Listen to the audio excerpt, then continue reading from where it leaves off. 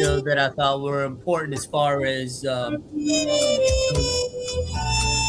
what we identify with. Why are we here? What's our purpose? So I brought a couple of things with me, so keep me on All track. right.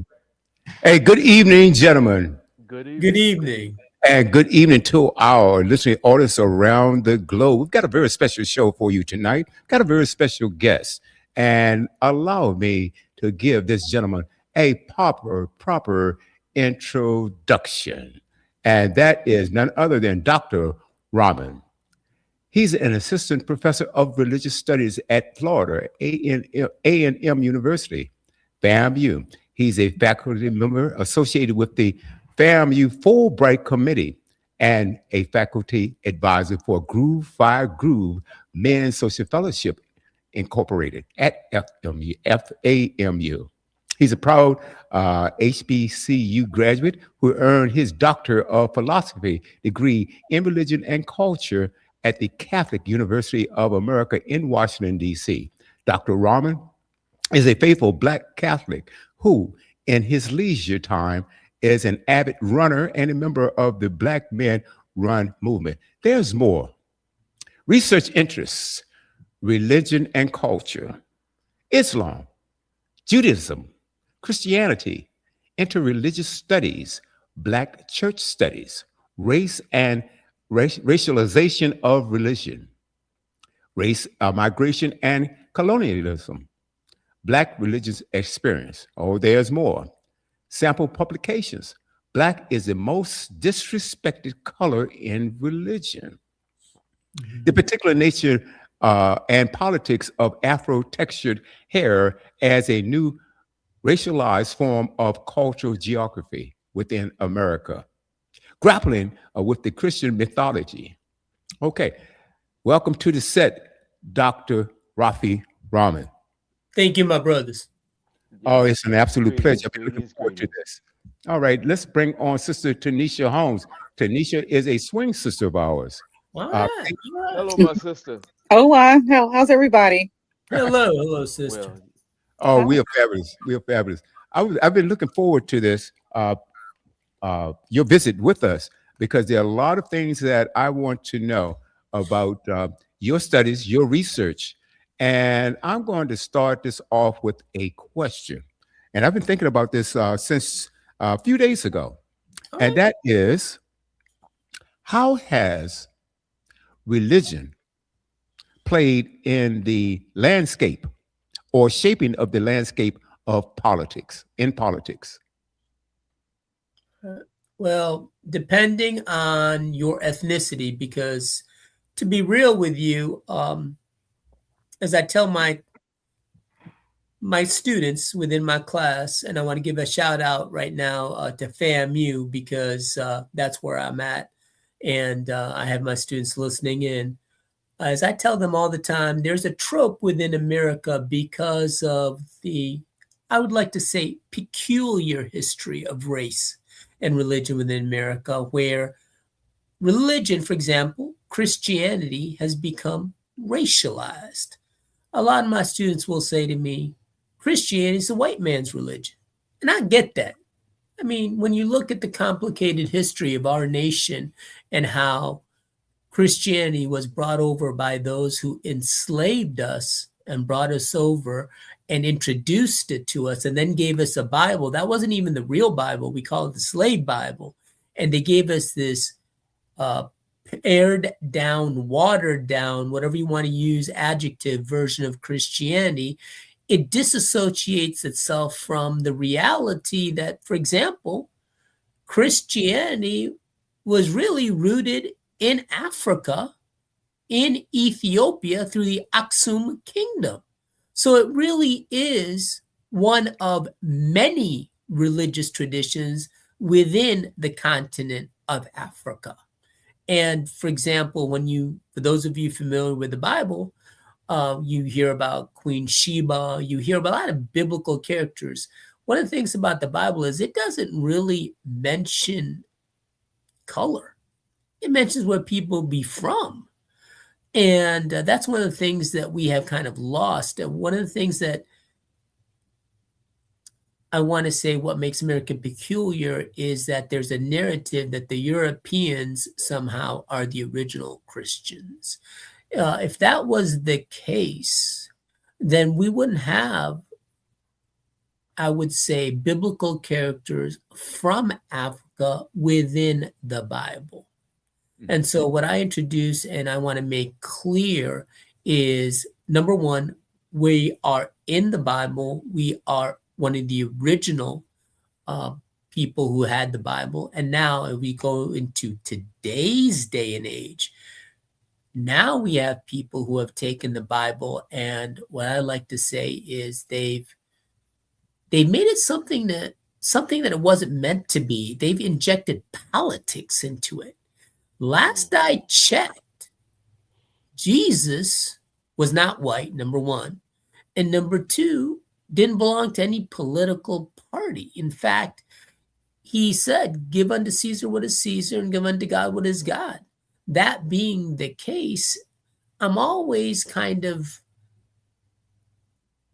I want to say, perplexed by certain people of certain political parties say, well, we're the party of Christ. And I'm thinking to myself, maybe you really don't know religion that well, because Jesus is for everyone and Jesus is apolitical. And that's what I really want to say about that. But that being what it is, hey, I'm not going to lie to you. Politics, people who have used Christianity now, we have this Christian nationalism where they're actively white Christians who seek to remove any vestige of, say, Black folk from within their ranks, and that disturbs me. Right. Wow. I'm going to toss this over to, let's see, Tanisha. She's been on for a while, then to Clayton. And welcome to the set also, our swing sister, Nikaya Watts. Hello, Nikaya. Hello, sister. Hello, sister. Yes. Tanisha? Okay. I actually put in the chat, but hello once again. How's everybody? We're doing well. Thank you. Great. Doing well in this day and age, I guess, is all you can expect. Tell me about it. So I did have a question to kind of piggyback what William was talking about with the Project 2025. It shows that how the election was actually shaped by using the Bible in religious messages to gain votes. What's your thoughts about that? I think that's evil, sister, because you know we always made out to be. I don't understand how did my melanin become evil? How did it become wicked? Why am I always a target? Because of my skin tone. And how did this get conflated with Christianity? I mean, I'm just being real. I'm opening this up to everyone, not just me. I can tell you that from the Bible perspective, the biblical perspective, and the Bible, that's not Christian. I mean, point blank, that's just not simply Christian. If you're going to be part of the Black church, of which I am as a Black Catholic, that's foolishness.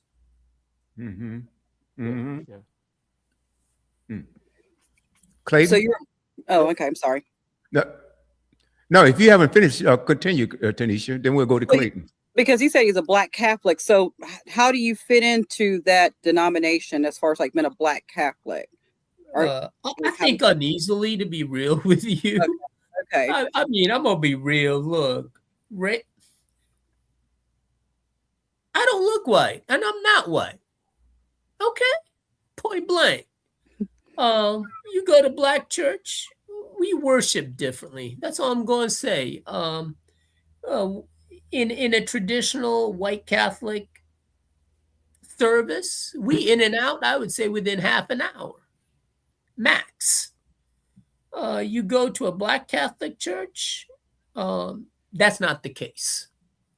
And I think regardless of which denomination, not that you have to be part of the Black church to know this, but if you go into any Black church in America, it's populated by people that look like us. You go in and boy, you'd be lucky if you get out an hour and a half, to be real with you. I mean, just Yeah. to be real. Right. Yeah. And I've been to a Black Lutheran church too as well, so it was really different for me too as well. It's really, Yeah, really we got a lot of like, tradition, and yeah. sometimes these traditions get in the way of unity. To be real Yes. with you, Yeah, they get in the yeah, way of unity because Absolutely. people kind of, I hate to say it, but we get snobbish about it. yeah. And I guess it's kind of like what I like to think is back in the day when Kanye West was not so crazy, the brother, said something that was important. And someone came up to him once. He says, Kanye, because he used to wear a lot of gold chains. At one point, he says, how come you don't wear no chains more? He says, brother, once you become a B with a billionaire, you don't need that. So it's kind of one of those things, if you secure in who you be, we don't need to like say, oh, I'm better than you, I'm this than you. In fact, to be real with you, once you start getting into that infighting, then you start getting into these tropes of like colorism, for example, that's been injected, to be real with you, I think, by white folk. They introduced that to us because you can see it with, for example, the Hutsis and Tutsis, even to this day. For those of you familiar with your Black history, I can't tell the difference between a Hutsi and a Tutsi by just looking at them. And yet there was because of some racial difference, people were killing each other. I mean, that's some craziness. Very. Well, just to piggyback off of what they have both said, Yes. for something that's supposed to have been bringing people together, it seems like it's a catalyst to split people up. Uh, I have been across the country and quite a few different countries as I was in the military. I did visit quite a few different churches, Protestant, Methodist, Mhm. Baptist, non-denominational, Catholic churches, holiness. And my question to you, as a professor of many different religious studies, what are the similarities and what are the differences that you see in these churches that are that people are fighting over? Because it has caused more division than it should, and wars. Oh, I agree with you. Number one, I want to thank you for your service. You're What welcome, branch man. were you in, bro? I'm retired Air Force. Okay, yeah, I was in the Marine Corps, so Roger Semper Fi that. on my Thank end. thank you for yours as well. And Yes. I believe Tanisha is a Marine as well, Oh, correct? for real, sister. All right. Okay. Well, one of the things I just want to say is, look, religion. If you're gonna expect me to say, "Oh, I'm all in for Christ," to be real with you, look, I got problems with the brother, for real. My problem is I've been really thinking a lot recently about suffering, for example. Why is it that I can make a good scholarly case? Why is it us Black folks suffer so gosh darn much? And then when we go to church, God is good all the time. God is good. I mean, to Hmm. me, that sounds kind of hypocritical at times because look at what we be going through. Look at what just happened where on Juneteenth and Martin Luther King Day now has been removed as a free day to enter the national parks services. I mean, I don't know what is going on in this world. So to me, it's kind of like we went through, I don't know how many hundreds of years of oppression. And I believe from 1965 for the Voting Rights Act, we eliminated segregation. That's not that long ago, my brother. And all these people who were oppressing us were Christians within the United States. So, what has religion done within the context of Christianity for Black folk? Because you mentioned a lot of denominations. Not much. Because where are we at right now? We still back where we were at in the beginning, of the civil rights movement, we're still fighting for the same rights and privileges that we supposedly were gained through our fight. But one of the things that Coretta Scott King said, and I believe that's true, you got to keep fighting every time. That being said, all the churches you mentioned, we're not fighting. We're working with the government to keep us suppressed. I'm not a big fan of the traditional church structure per se, because, for example, I'm going to just throw stones at my own church. Every time I go to my church on a Sunday, I very rarely hear my pastor talking about the social injustices that are affecting my community. In fact, what do I hear all the time? God is good. Yeah. We should be blessing God. God is giving us this. God's giving us that. Well, you know what? If we're going to have a real conversation, okay, then look at ourselves in the mirror. Look, my brother, I got too many years behind me and too little in front of me. I don't have time for foolishness and to say God is good all the time. God is good.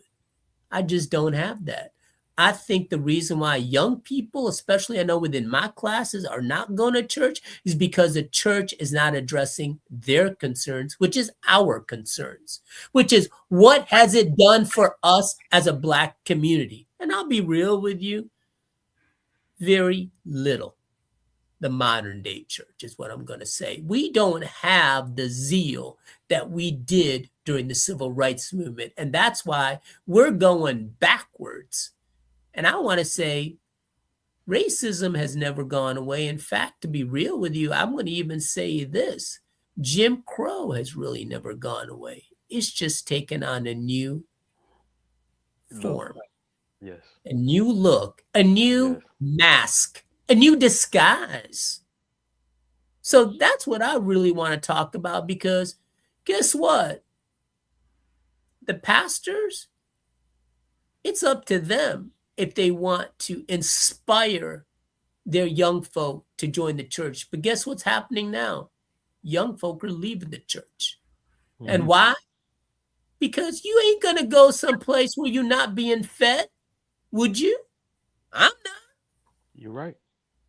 I mean, I'm just being real, bro. That's the truth. That's absolute truth. Let's just speak truth to power then. Let's do it. Yes, sir. Nikaya? Hello? Hello. How you doing, sister? I'm well. How about yourself? Well, I'm doing well, my sister. I am alive, so that means, and especially in this day and age, that's something. Yeah. That's a lot. Black man, I'm alive, so that says something. You kind of touched a little bit on a question that I wanted to ask you. It was regarding your scholarship and that it engages in Black religions that are based on beyond the Black church. So I wanted to ask, how should we rethink what Black religion means in this day and age now in the 21st century? Well, number one, we should stop thinking, especially within the geographical context of America, as somehow Christianity has a lock on the truth. Look, when you go to the continent of Africa, last I checked, we have a multiplicity of different religious traditions.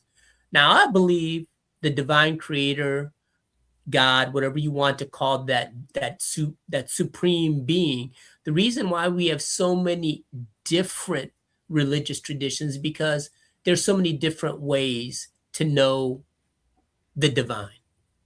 So for me, what I would like to say is I really am not big on what you call God, whether it's Christ, whether it's Buddha, whether it's Yahweh, whether it's Allah. I think as Black folk, we need to realize that at some point or another, why are we here? What are we meant to do? How can we help our community? And does the divine creator help us to help others? Because when all is said and done, once again, I really think back now to, my daddy. He wanted the best for me. He wanted the best for his community. He wanted the best for his people.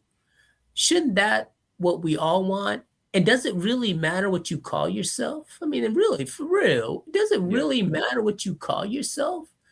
Well, why? It's kind of like if you are content, why are you trying to ruin my happiness? I don't advocate for anyone being Christian. I'm advocating for you being for our community in whatever aspect, in whatever way that helps you get there.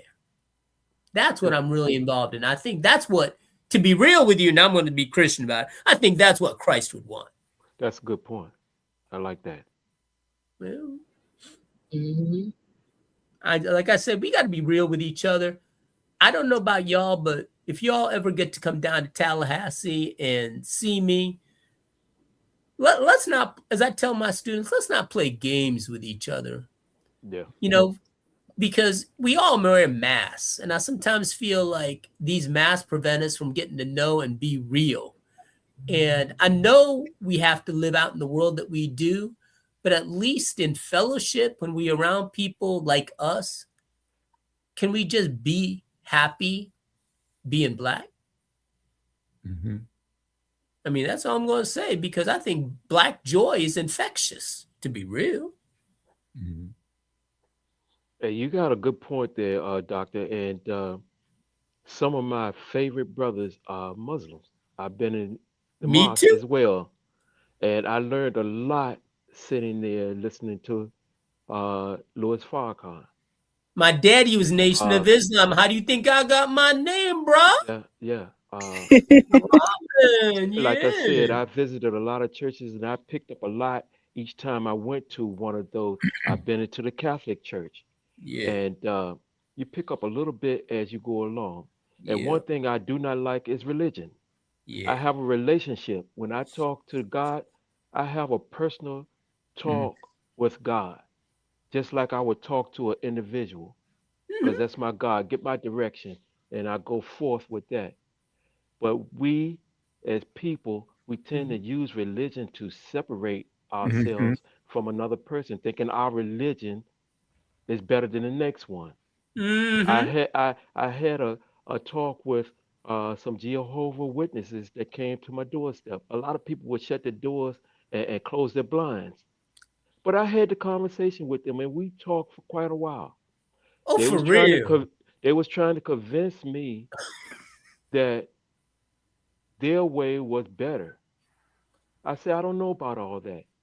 But what I'm going to do, I'm going to sit still and I'm going to continue talking to my God until He gives me the pathway to where I need to go.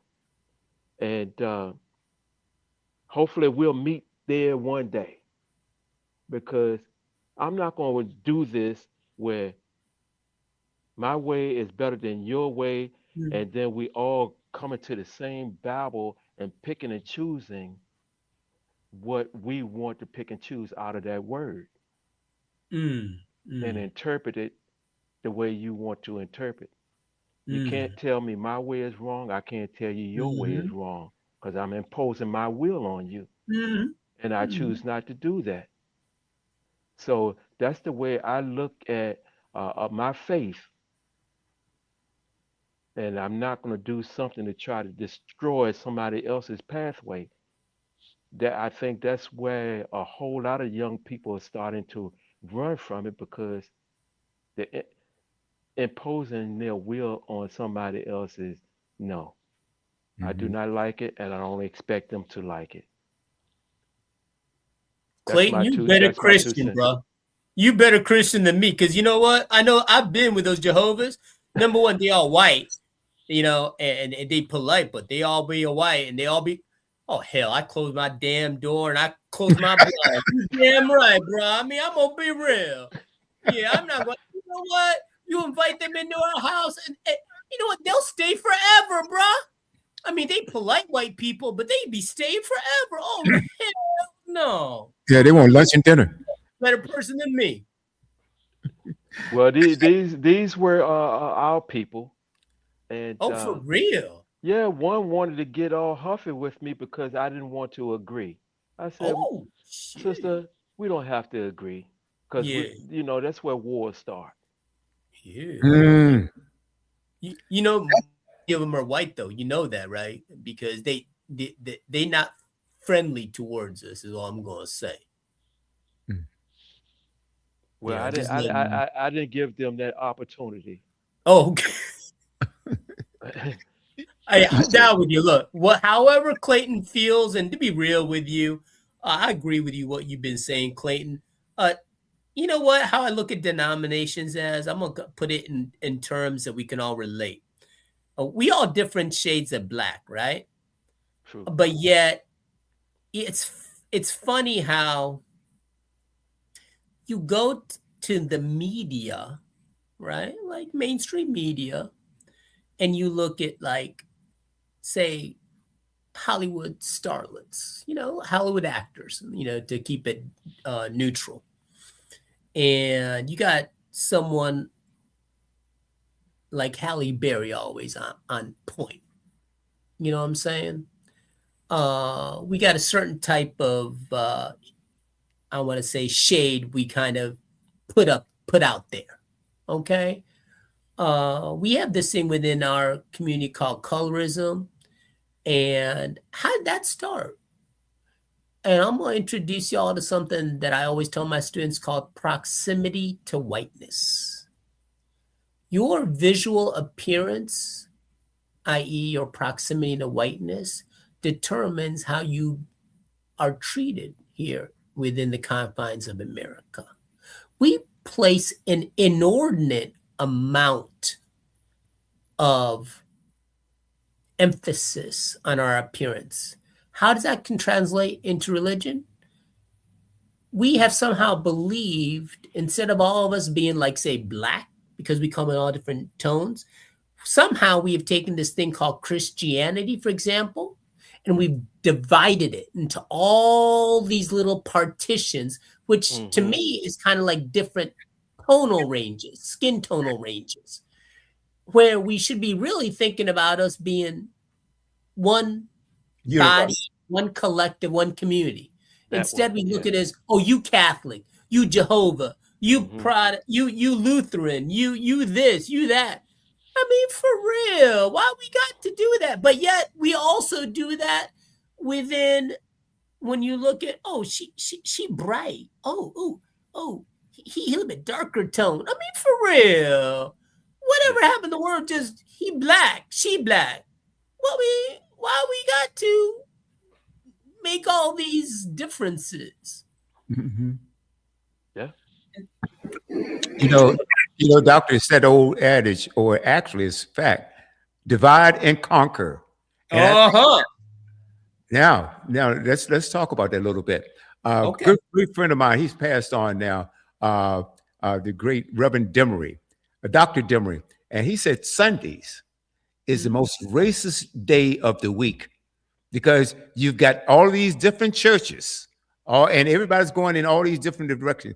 Everybody's divided. Okay. And he said Sunday is the most racist day of the week. And I want to go back to something that I opened up with because Mhm. what offends me because I love mankind. And my Okay. spirit tells me, you know, to treat my brother and my sister right. Mm. Okay. Mm-hmm. Now, that doesn't mean I've always done the right thing. No, absolutely not. But in my maturity, and I think this is a sign of maturity, you learn to treat others correctly. And what's really offends me and should be offensive to anyone that say, I am a spiritual being. Some people say, well, I'm religious, okay, or that's your thing, okay? Because I think religion Mhm. in many ways is a cult. That's Mhm. that's my take on it. Yeah. Okay. Okay. But am I a spiritual person? Do I believe in God? Yes. Okay. But I don't need to say, well, I'm a this type of Baptist person, I'm this type of Christian person, or this and that and the other. the main thing or the common denominator is, do you love your brother? Do you love That's your it. brother? Do you treat your brother right? And so anyone who feels that they are a spiritual human being, and let's say you're a religious person, but Mhm. at the same time, if you go back into politics, and I think that they we've allowed these people and elect these people that get up there and they could talk about the Bible and guns in the same sentence. Mhm, Hmm. mhm, mhm, mhm, mhm. Okay. And this person shouldn't be in this country, or this person is inferior because of this color. But if you knew your history, you would know that the opposite is true. So I'm going back, and I want your take on this because it's something that you said. And one, I read off your sample publication.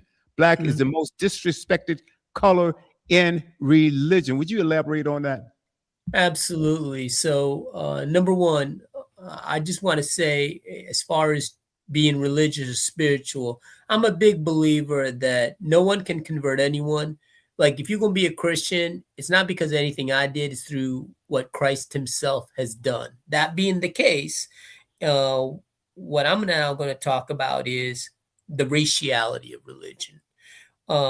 We really, Yes. here in America, we have really uh, been, I want to say, calculatingly brainwashed into thinking Yes. that Jesus has a blonde hair, blue eyed look. Right. Okay. We've been conditioned to thinking that, because in being conditioned to think that, what it does do is it makes us less than. Because if you can make your God, if you, for example, if you're a Christian, feel and know that that person is a different color than you are, then automatically you know you are not like them. And going back to like the Clark baby doll test in psychology, you get to hate yourself because you don't see the divine in you. You see it in another color. Mm. Mm. So for me, Yeah. I refuse as a grown black man to go into any church. And if I see a white Jesus, I walk the hell out. That's right. For real. I walk the hell out because that ain't my Jesus. And that's not Right. how I see Jesus. That's not I how I see see it. Jesus as a black man. Now, if you can't deal with that, fine. And in fact, most of America can't. That's why we have this injection of race with politics, Mm-hmm. because Mm-hmm. I believe many of us don't want to think. We just get our knowledge through social media. And guess what? It's always the people in power that has the biggest microphone and megaphone to kind of tell their story. It's kind of like the African proverb. You'll never hear the lion's end of the story. It's always the hunter who's glorified. Do you see what I'm saying? Mm-hmm. So, and whenever you talk about history, it's always about the victor. It's always about the oppressor over the oppressed. And last I checked, for example, as far as Christianity is concerned, you talk about this injection of color and race and power. Um, Jesus was for the oppressed, and he was at best, number one, he was a Jew, so he couldn't have been white. But somehow in America, he became white, and now he's become the poster child for like the KKK, which is a Christian organization. Yes. Mm-hmm. And a lot of white supremacist groups have a white Jesus, because Mm-hmm. think about it. I mean, this is what I always like to tell people about colonization. The reason why the Europeans were able to colonize Africa is they had to, number one, within their own minds, justify from a spiritual or religious perspective, whatever works, that you are not human. You are something else than a human being. You are less than. Hence, America, let's just be real now, because we live in America. When we first came into the United States, we were 3/5 of a human being. How in the hell do you figure that out? Well, did that come from that Bible that was written back in 1807, where the missionaries produced a Bible called the Slave Bible? You think that has something to do with that? Yeah, well, let's put it this way. Even the Bible that a lot of us within the Black church read, the King James Bible, right? That's the golden standard. Come on, people. Come on, my brothers and sisters. It's named after King James. Is that a Black name? No, that was an Englishman who basically interpreted the Bible in his version, his image, his way. Guess what? I read about that, Doctor. Could you tell people who was King James? I know I read, but could you elaborate on that? Yeah, well, number one, the Bible has many interpreters, okay? Yes. King James is, because we were an English colony, the 13 colonies were English, and that's why, we went through a revolution with the American Revolution from the British. We adopted their Bible.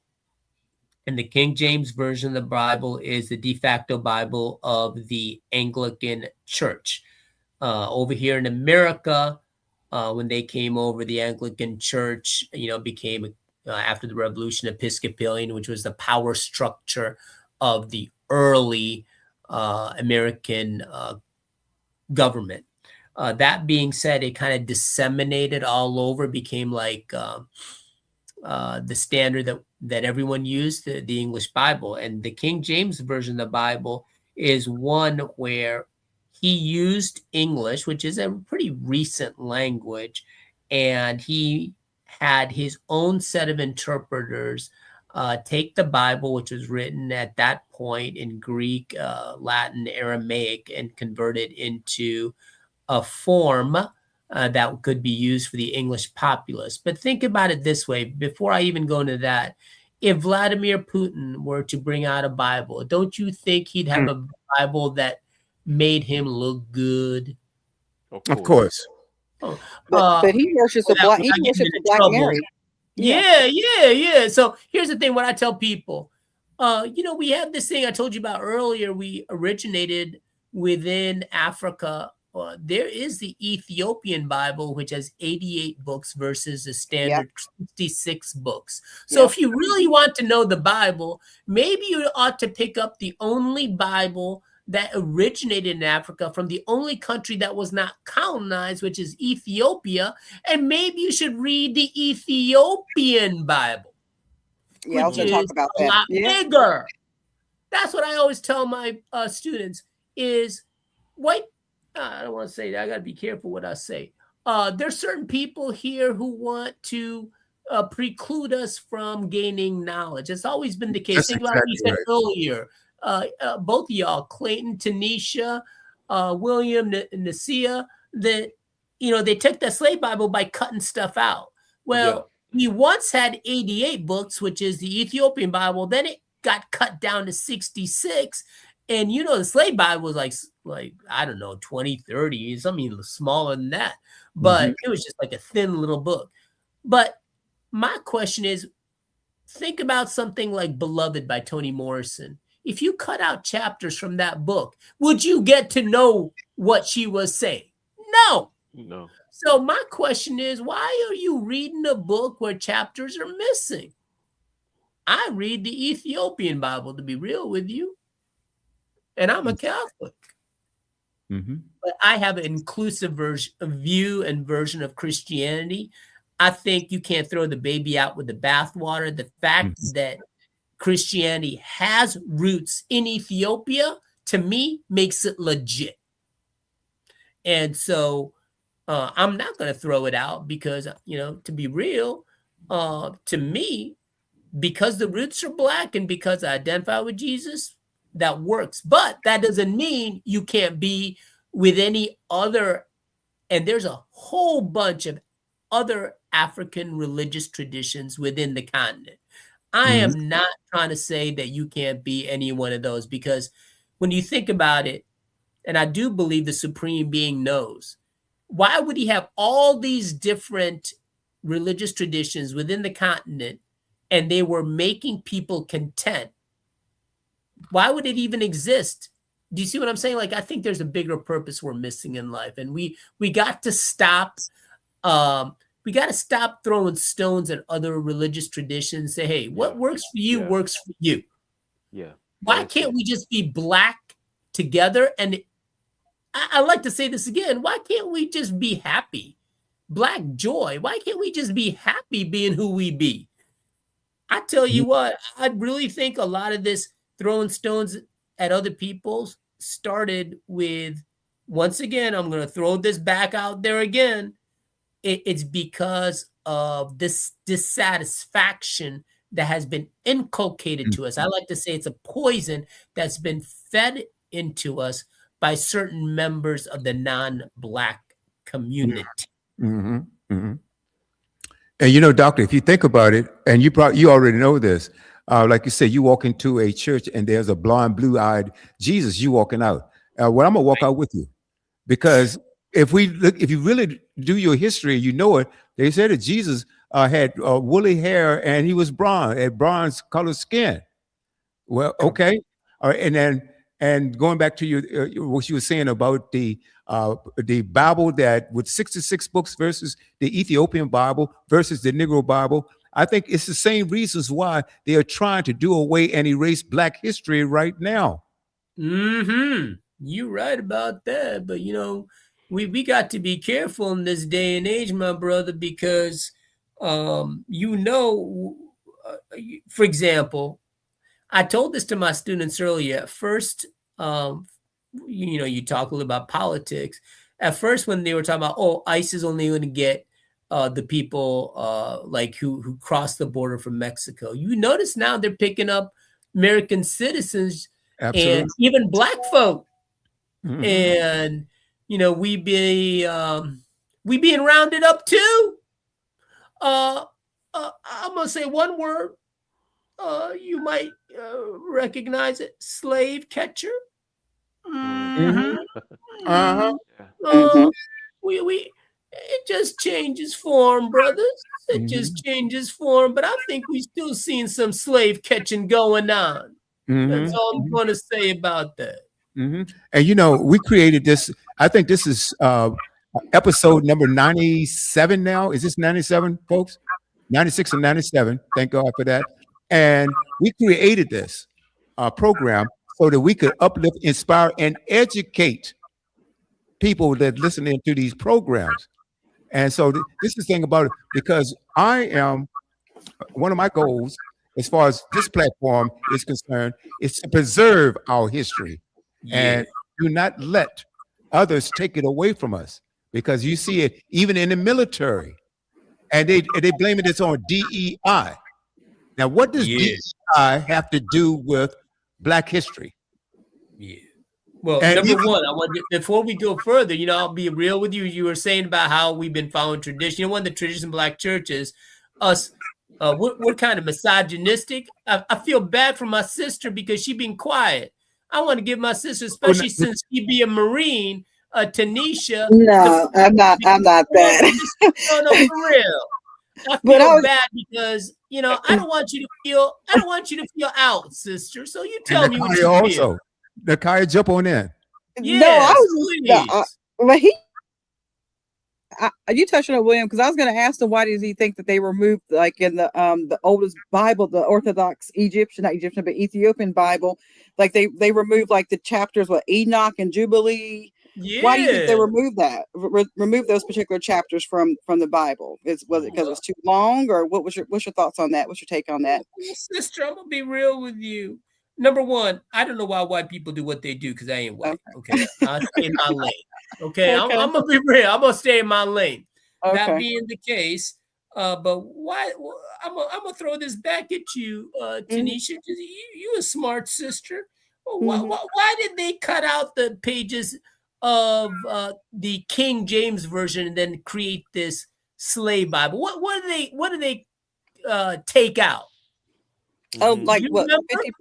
It's about 50% of the New Testament, 90% or something like that of the Old Yeah, Testament. So it had to do with liberation from okay, okay, oppression. okay, The oppression. themes, Okay, like, for example, the Mm. book of Exodus.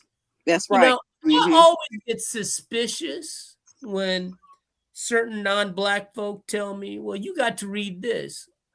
I feel like if it doesn't have our cultural stamp upon it, I look at it with skepticism. Yeah. That's how I Yeah. feel. Yeah. Because you know what? All I'm going to say is non-black people, they want our rhythm, but they don't want our blues. That's right. Mm. I agree with you on that. They want to be like us, but they don't want to go through the The hardship suffering. that Yeah. is. Yeah. Because I tell this in my class, nobody want to be black in America. Mhm. Shit. You know, sometimes I think about in my class, can y'all think, because, you know, I have mostly, it's NHBCU.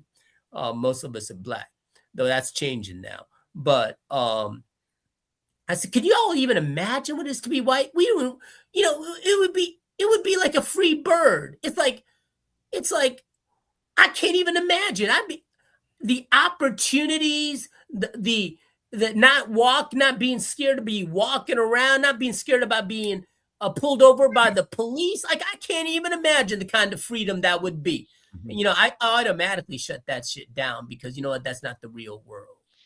And so it's always funny to me because I see when people like white folks say, "Oh, I got a tan. I look like you." I said, "No, you can never be me. You don't understand. You just don't understand. You just got a tan, a deep tan, but you don't understand what that comes with it." I want to comment on that. So Go ahead. I have a client. So it's just nothing really pertaining to that, but I guess it does in a way. But it could be my theory, the way that I was thinking and processing the information. So I actually met a young man that is colorblind, so you can see red and green, and that's pretty much it. So when he looks at me, so when he was looking at his two counterparts, his family members, he's like, all I see is a white, blurry, kind of bright, luminous person. Does that make sense? What I'm saying to you? Yeah. And they're like illuminated, right? And then he's like, when I see you, and he's a mixed breed. So he's like, when I see you, I see a very, very dark complected person. And they all laugh. They're like, no, she's about as light as we are. So I thought it was kind of odd. I said, oh, you know why you think I'm dark? I said, because you're having a hard time processing the melanin in my skin, which is a big difference between them. And so I just thought about that when you were talking about that too, as far as like the skin color. And that's why I just want to elaborate on that. But I just thought it was just kind of odd. I thought it was kind of odd. I was like, he saw me as this really, which I don't care, this really dark person, really dark image. Is because my skin radiates. It was too strong for his eyes to be able to process that, but he could process the transparent people because they don't have no gold and no copper in their skin, and they're not part of the sun system. So that's what I was thinking too as well. So I don't want to get too deep in it, but I just thought no. In fact, what you said earlier kind of reminded me, to be real with you. In fact, what William brought up is I always thought about what Viola Davis said, you know, the actress. And she says, very few people like her are successful in Hollywood. And you get a lot of, I mean, no shade on Halle Berry, but there's a lot more Halle Berrys. And every time I turn on the TV, why is it that we got to be a certain tone to be on TV?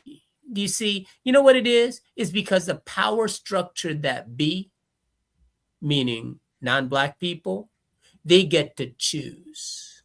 True. They get to choose who's going to represent us. And we buy into it. We got people from black people, let's just be real, and from the islands. We know black Dominican Republic people. I'm sorry about that, but they be saying, we not black. I mean, for real, come on. You got sickle cell. Darker than I am. You not black, what you saying? But Really? this is how it's become part of this culture. We've been brainwashed. I want to stop that. Right. And they have sickle cell too. They be having sickle cell too. So yeah, they have issues with sickle cell. And that sickle cell, the people from the DR, the Italians, which are related to us, and the Asians have sickle cell. It runs through their bloodline too, but people don't acknowledge that. So if you have sickle cell, it's predominantly considered a black disease or immorality, an abnormality of the blood cells. The blood, the shape of the blood cells. then why does the Chinese and the Italians have sickle cell? Why does America always like to put color onto things? Like, Yeah. anything's got to be associated. And you know what? I'll be real with you. Why is it everything that is negative is associated with blackness? That's right. Yeah. I That's mean, a- really, and then why is it that, you talk about churches, why is it that the way we practice, so I'm going to say stick within my faith tradition, why is it that somehow, and I've heard this from white folk, white Catholic, oh, the way you guys do it in your black church, well, that's not right. That's not standard. That's not the way we do it. Somehow the way we do it is wrong, but the way you doing it is right. I mean, Right. who came up with the rules on that? See, that's why I think this is foolishness, my brother Clayton, about what you said earlier about this religion. I think we got some religious zealots who've lost what it is to be a Christian, and we just got to be more accepting of each other. That's I mean, exactly really. That's right. right. I want to hear from Nikaya. Oh, yes. Nikaya? Okay, she may be having some problem. Unmute your mic, Yes, dear. I'm here. That she There you are. Okay. What do you have for Dr. Can you hear Rahman? me? Yeah, we can now. She Oh, may be okay, having- great.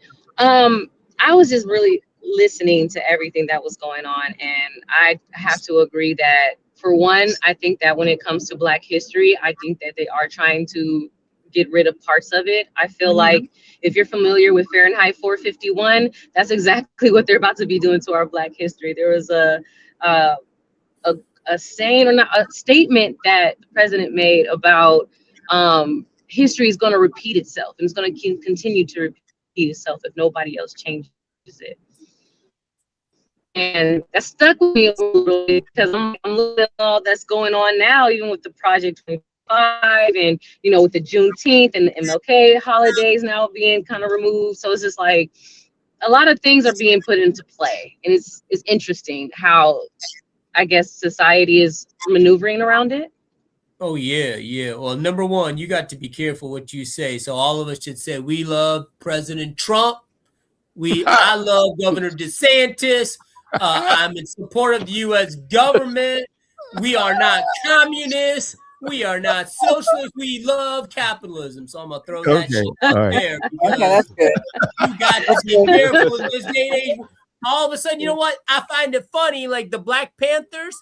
Why is it when Black people get weapons, they're going to topple the government? But then, white people, they're just exercising their right to bear arms. I mean, why is it that, They're patriots. They're patriots. Yeah, and then the Black Panthers, they came up with, number one, they did a lot of great things. So school lunch program, kids eat free, watching out for your own community, taking care of your own community. I can make a very good case. Integration really didn't help us people. And to be real with you, Martin Luther King, I'm going to drop a dime on this one. He said point blank, you realize, like Malcolm X said all along, we be integrating into a burning house. You know what? Look at where we are. Now we spending our money on non-Black establishments. Our dollar compared to other ethnicities doesn't stay within the Black community. We only keep it less than 24 hours. That's exactly right.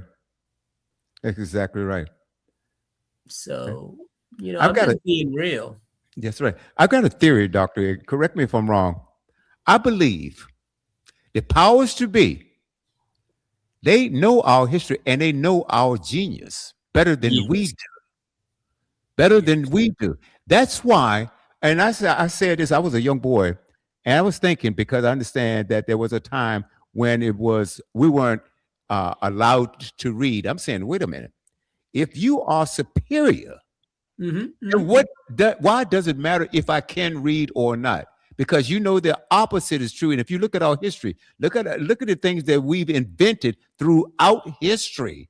We've made America better and didn't get credit for it. Look how many patents were stolen. They know our genius, but the thing about it, if you keep us from knowing our own genius, then we cannot progress even forward further in our drive for humanity and in building something. Look at how they burned down Black Wall Street. Why would you want to throw that away? And there were over, it's my understanding, and you may know better than I do, that there were not only in Oklahoma, but there were over 128 Black Wall Streets. Okay? So if they were allowed to exist today, where would we be now? Could you address that, please, Doctor? Yes. I'm going to be real with you. I tell this to my students. Non-Black folk are afraid of Black excellence. That's That's right. what they're afraid of. They're afraid. I say this to my students all the time. You got to demand more. You got to want more. And the greatest threat to America is Black excellence. Because you are 100% right, my brother. We can achieve greatness. But to be real with you, you know what we've done is we've broken our spirit. It's kind of like, to be real, I mean, this is just, I'm going with facts now. You can break a dog's spirit. You break it down so hard that even when that dog is free, it will always cower. To put it in human terms, during the transition from Jim Crow to non-Jim Crow, we had people who grew up under slavery, Jim Crow, who would walk to the back of the restaurant because they could not imagine going through the front door. They were beaten down in their submission by the system, by the community, by everything around it. We exist in whiteness. That breaks us down. That's why it's important to attend an HBCU, where you will be nurtured, where you will be fed, where you will be sheltered, where you will be encouraged to achieve Black excellence. We might be only 15% of the population, but we built America. That's exactly right. That is true. That is true. And I'm going to say this also. Let's talk about HBCUs and sports. Can you imagine if the nation's top Black athletes went to HBCUs?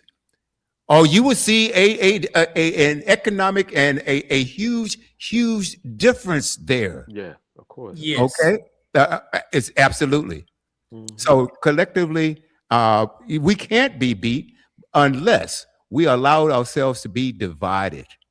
Well, let's be real. Come on. You know, money talks, right? The reason why, the reason why these Black athletes go to these Division 1A schools is because they're going to be getting paid. And you know what? As I say to my students in class, look, I'm going to be real now. I can buy you. If I throw enough money at you, you know how many people voted versus the first election for Donald Trump versus the second one? There was actually an increase of Black folk voting. That's right. And you know why? A couple of them said, because we had honest conversation in the class, oh, I want that stimulus check, or I want to get paid more.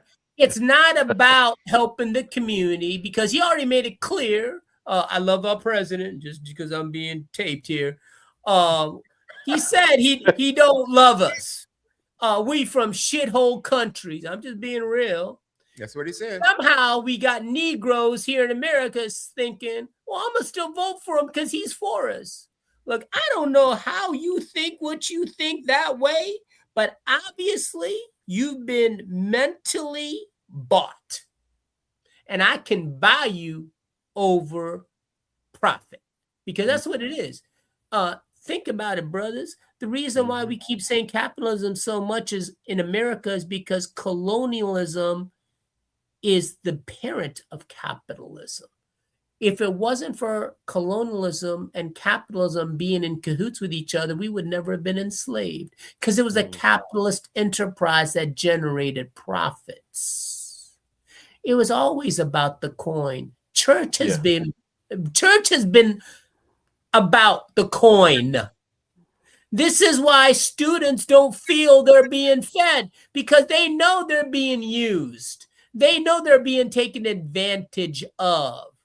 I know I'm being taken advantage of. Why do you think I'd rather spend my money in HBCU as a donor than giving it to my local church? Because at least I know the students are being benefited by me giving it to them. I'm not sure where it's going when it hits the diocese. It ain't going to my people.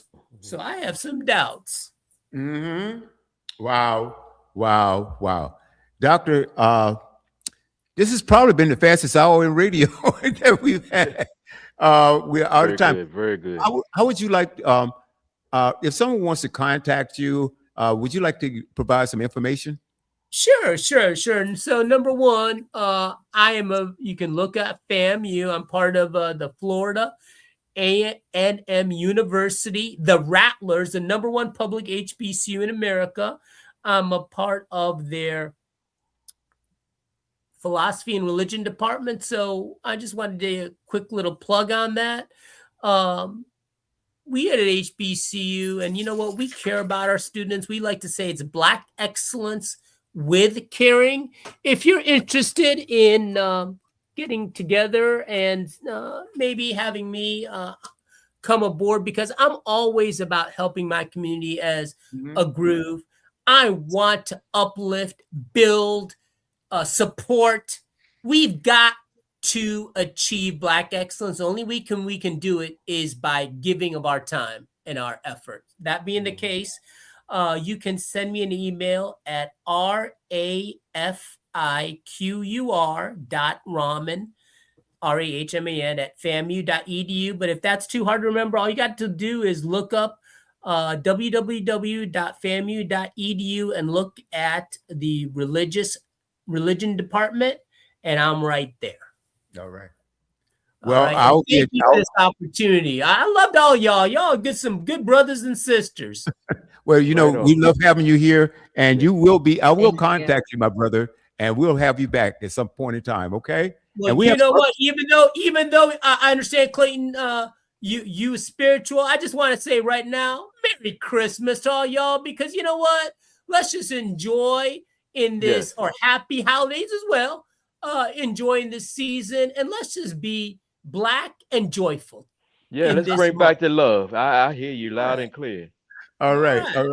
Nakia, do you have any final word? A final word or thought? Now, I think she might be having some internet. Go on, my sister. No, I don't have anything to say. It was a great conversation and a discussion. I was really just sitting back, just collecting gems. So thank you for coming on. It was a pleasure having you, fellowmen. And yes, happy holidays. Be happy.